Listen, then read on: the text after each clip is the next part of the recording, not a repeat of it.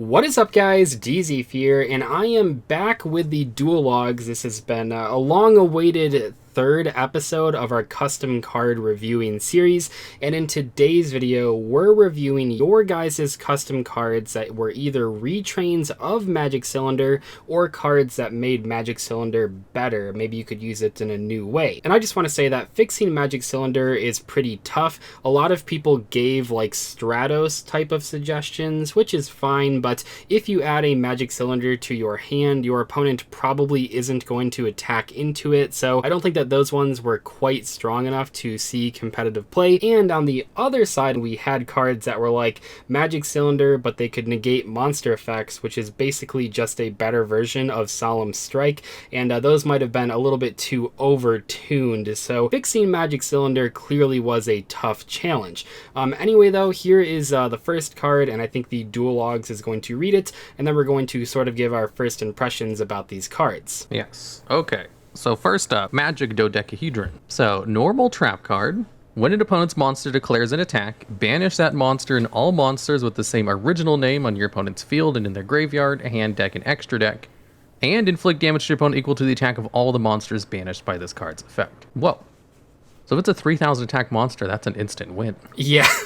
The perfect blue eyes counter. That's the thing.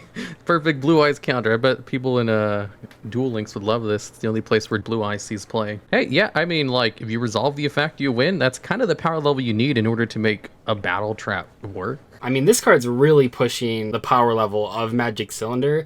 I can see where they were coming from. It is a very strong effect, and I think that banishing the monster is good if your opponent now can't recover the monster, but yeah, there is definitely the fear of this card just being an instant win in most of the situations, especially if you did some damage to your opponent before you used it. Not to mention, this card is not a hard once per turn, so if you have multiple copies, you can flip them, but this is a card that would definitely make me personally like afraid of attacking, because if you get hit with this, it is like an instant loss in a lot of cases. Yeah, they did a good job with that, because like here's the thing, even with this powerful effect, I don't know if this would be a staple card. Right, yeah, I don't think so. I think that's how far you need to like push battle traps. You know, traps already need to be pushed quite a bit to be played. This is like a battle trap, so it's like the slowest possible trap in the game. So I think you need to give it pretty crazy effects to make it work. Yeah, because there's like a battle trap that special summons a whole bunch of monsters from the deck that doesn't see play either. So this one is Magician's Cylinder, and this is not the only submission with the Dark Magician Girl with the Magic Cylinder. I believe that this one's from the manga, but it also happened in the anime too. So this is a quick play spell that says, when an opponent's monster declares an attack while you control a Dark Magician or a level 6 or higher Dark Spellcaster, target that monster, banish it, and inflict damage to your opponent equal to its attack.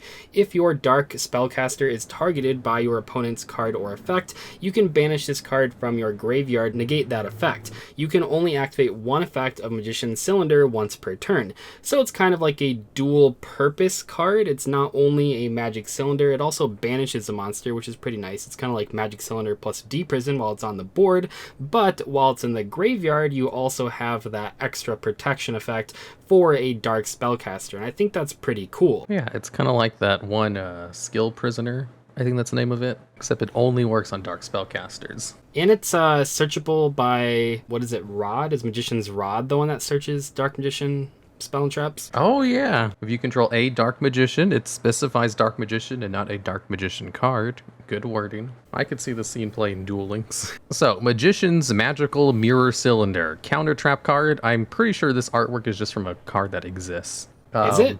I don't know. I don't recognize it. I'm pretty sure this is just a card that exists, but I don't remember its effect. Anyways, when your opponent's monster declares an attack, negate the attack, and if you do, inflict a damage to your opponent equal to the combined attack of all of your opponent's attack position monsters.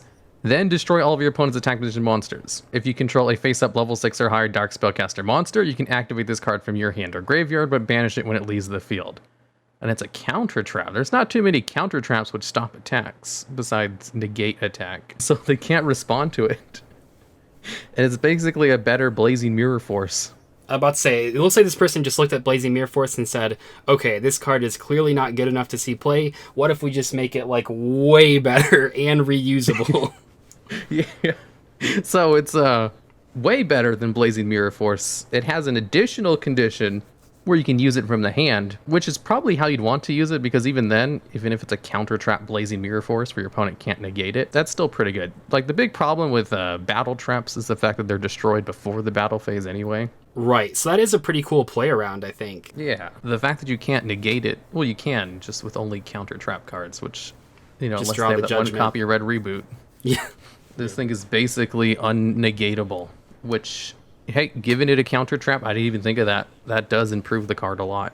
Yeah. But also, it's just a better Blazing Mirror Force. Oh, yeah, I guess I kind of missed that even if you don't control a level 6 or higher Dark Spellcaster, or even if you don't play those, you can still just use it like a one-time deal. Not as good, but still, like, pretty good. I mean, it's a good card. It does a lot of damage, I'll give it that. You can activate this card from your graveyard. I missed that. Yeah, hand or graveyard, so it always gives you, like, an extra activation. So That's so busted. yeah, I mean, it'd be telegraphed, but still, it's basically just like, okay, you can't attack. Good luck. This thing is ridiculously strong. If they printed this, Dark Magician decks would still probably not see play because it's not specific to them. Mm-hmm. But some other deck that has level 6 or higher Dark Spellcaster monsters, this would make them unbeatable. Notably, this card cannot be searched in the Dark Magician deck with Rod or whichever, because it doesn't mention Dark Magician in the text. So it is slightly balanced by that, in a Dark Magician deck at least, but I mean, it'd probably be like a 3 of. It's so powerful when it resolves, and it really does seem like this card, maybe even more so than that first card, this one really could OTK like a lot of the time. Next up, we have Magic Cylinder Launcher. Not super surprising. A few people did enter with Magic Cylinder Launcher type cards. It makes sense. We have Mirror Force Launcher, and this one was my favorite. So this one says, once per turn, you can send one Magic Cylinder from your deck or hand to the graveyard, then target one monster your opponent controls, negate its effects, and inflict damage to your opponent equal to its attack. Once per turn, at the start of your opponent's battle phase, you can set Magic Cylinders from your graveyard up to the number of monsters your opponent controls. You can only control one Magic Cylinder Launcher. So I think what I liked about this card versus a lot of the Solemn Strike versions of Magic Cylinder that were submitted is that this one does require you to actually play Magic Cylinder in your deck. Printing a card that has no drawbacks but is a Magic Cylinder that suddenly now negates effects is pretty overpowered, but this card does require you to actually play at least one copy of Magic Cylinder, which I think does balance it. I mean, don't get me wrong, it's a very strong card, but it's a lot more balanced than a few of the other ones that I saw submitted. This thing looks broken. Like, it's an infinite impermanence on legs. But the garnets, think about the continuous garnets. trap. You can just use it whenever.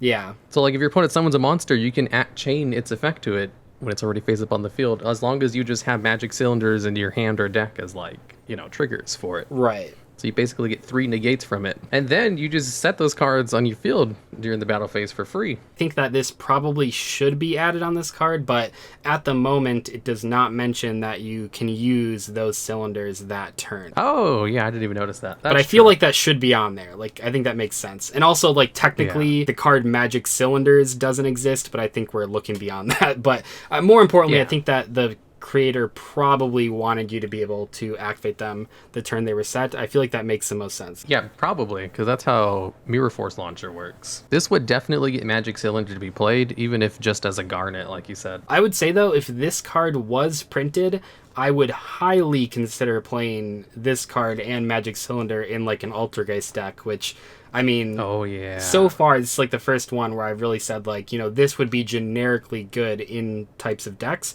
And I think that for this one, in trap decks, this card would actually push Magic Cylinder to being played. I don't know what the right amount would be, though, of the cylinder. Like, maybe 2? I don't know. Like, do you want to have multiple uses of this card? I feel like it gets so strong if you can negate multiple times. That's just so powerful. But I don't know how many Magic Cylinders I'd be willing to put up with drawing in a tournament. Well, because, I mean, you can use them from your hand, which would basically just be a worse infinite impermanence, but it would still allow you to use the effect. Right. However, this card is just like a walking target, so if it's destroyed, and you have those garbage magic cylinders in your hand. It's like, well, maybe I can cheese a win. Next up, Magic Cube. I love the artwork. It's great. Magic Cube. Yeah, dark hole with a cube and an arrow pointing through it. Yeah. A+. So let's see. Activate one of the following effects of Magic Cube once per turn. During your battle phase, target one monster you control. They can attack directly this turn. Also, after that monster battles this turn, inflict damage to your opponent equal to the attack of the monster with the highest attack on the field. During your opponent's battle phase, target one monster on the field, have its attack, and if you do, inflict damage to your opponent equal to that monster's current attack. If this card on the field is destroyed, set a magic cylinder directly from your deck. It cannot be targeted by card effects. Also, it can be activated this turn. Oh, so it has some, what is it? Fists of the Unrivaled 10E protection? No. Yeah, so this one right here, where during your battle phase, monster you control attacks directly, and then after it attacks, you inflict damage to your opponent equal to the highest attack of the monster on the field.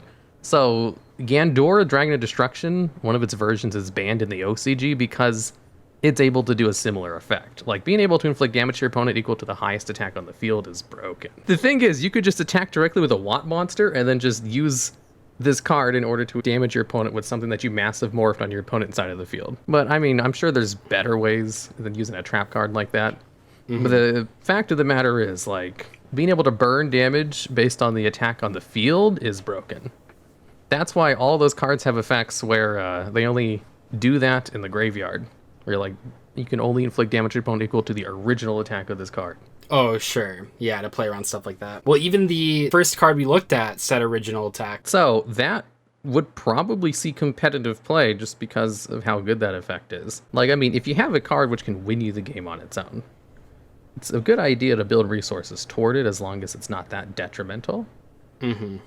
And if Gandora was bannable, well, I mean, Gandora was a one-man show, so it might be a different story. Well, here's a question. Is it too good having a card that can give any monster the ability to attack directly? Because right now we have, like, the camouflage armor I didn't even notice way that. back in the day. Yes, that's for, like, super level good. 1s. And then we have, like, the zombie one. Like, how strong is it if this card had, like, no other text? If it just said, target a monster you control, it can attack directly. Is that good enough? Probably not for competitive play in 2021, but this has, like, 3 more effects. I don't know, I was just thinking about that. Like, is that generically strong enough?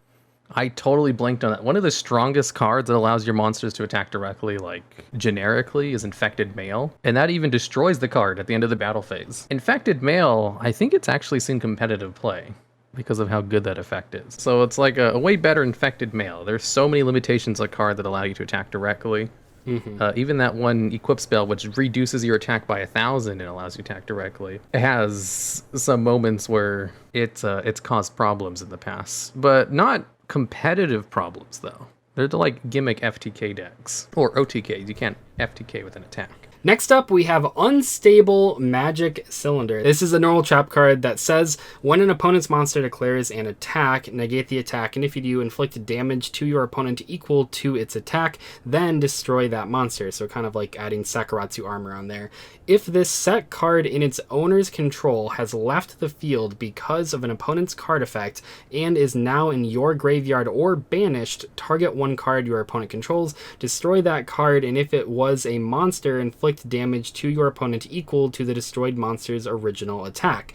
So it's basically a slightly upgraded Magic Cylinder, but if your opponent manages to get rid of this card with a card effect, you get to pop a card and your opponent is going to take some damage. It's very similar to Artifact Sanctum in that way.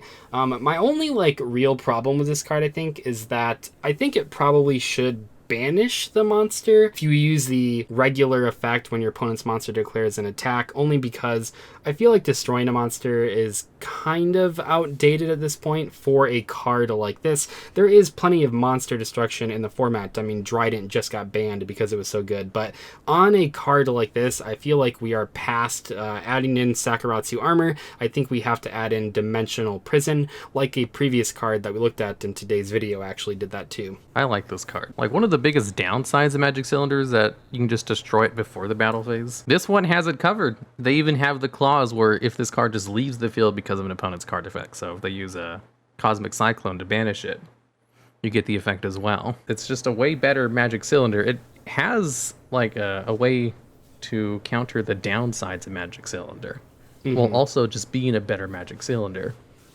If it banished, that would make it even better, but I think this is already a really good direct upgrade. If they release it as is, I don't know if it would see play, but, you know, the people who play at a non-competitive level, this would be absolutely bonkers. A Magician's Secret. Continuous trap card. During your opponent's main phase, you can apply the following effects in sequence based on the monsters you control. Dark Magician or Fusion Monster that lists Dark Magician as a material, end your opponent's main phase. Oh. Dark Magician Girl or a Fusion Monster that lists Dark Magician Girl as a material. This turn, all monsters your opponent controls are changed to attack position and must attack if able, even if this card leaves the field. When an opponent's monster declares an attack while you control a spellcaster monster, you can send one magic cylinder, magical hats, or mirror force from your hand or deck to the graveyard. Apply the Scent Traps effect. During your main phase, you can target up to one each magic cylinder, magic hats, or mirror force in your graveyard. Place them on the bottom of the deck in any order. Then draw the same number of cards. You can only use this effect once per turn. Okay, I was like, that's pretty reasonable until that very last effect, where you draw 3 cards, essentially. Well, it'd be 3 cards over the course of like a couple turns. That's true, yeah, because you can only send 1, if I'm remembering that correctly. You can send 1, yeah. So, still, drawing a card every turn for really good effects. Well, I wouldn't say really good. You're only mimicking the effects of those cards. Right. But it allows you to mimic Mirror Force, which is super good. So, it'd be good for that. You wouldn't really need to use Magic Cylinder at all if Mirror Force is one of the options. Magical Hats, though, that's interesting, because Magical Hats is also an incredibly good battle trap that doesn't see play because it's a battle trap. So, like, there's so many cards you can bring out with Magical Hats to just gain advantage. Off the top of my head, I used to use it with Gear Town, but that's kind of not the best way to use it anymore. Honestly, not that bad, though. Like, that's what I was going to say. Like, Gear Town's a popular card that did see some experimentation. This is like one of my favorite cards I've seen in all 3 episodes. I think the flavor is there. I think it's decently this one's really balanced. good. The person who wrote this obviously knows their problem-solving card texts. Yeah, and I believe that with this one, they actually resubmitted it to read better. I believe I read an earlier version. They wrote a comment that said, I'll come back and change this, and they did, and it reads a lot better now. But like, this card's really strong. There's that one Dark Magician Fusion monster who's actually good, who has both Dark Magician and Dark Magician Girl as a fusion material. And it's also just a good card because it lets you draw a card every turn. Oh, it says Dark Magician or Dark Magician Girl plus 1 spellcaster. Yeah, that's insane. So if you control that one card, this thing gets both effects. And when you get both effects on this card, it's insane, right? You use it halfway through your opponent's combo, ends their main phase, forces everything to attack, you flip that Mirror Force. That's hilarious. Like, I love that. That's great. Oh my god. Dark Magicians are really good at searching out Dark Magician spell traps. Yeah, so they could get this out no problem. And then get that really good fusion monster on the field who would just make this live. And then you would just be unstoppable. No, I think this card is like just the right amount of like over-tuned, because Dark Magicians are in a pretty bad spot right now, so they need help. Because they already have some cards that are ridiculous and they still don't see play. Okay, so that was the final card in today's video. Thank you to the DuelLogs for joining me. This is always fun. You guys submitted a ton of great cards. Obviously, we couldn't cover all of them in today's video. We'd be here for 20 hours or something like that because you guys submitted so many cards, but I think we had a pretty good selection, a variety of different cards here, and thank you so much to the DuelLogs for coming on. What are you doing right now? What can the people that go subscribe to the channel after watching this, what can they expect from your upcoming videos? It's just more top 10s like normal. And of course, the custom card stream every Wednesday. I guess that's the thing I do too. That's true. See, you can give more custom cards to the DuelLogs. He is the 5th favorite custom card reviewer, right? The 4 other ones that are much better. One day I'll be able to catch up to them. One day I'll figure out who they are. But anyway, thank you guys so much for watching today's video. Make sure to check out the DuelLogs. There will be a link to his channel in the description below. I'll see you later. Goodbye.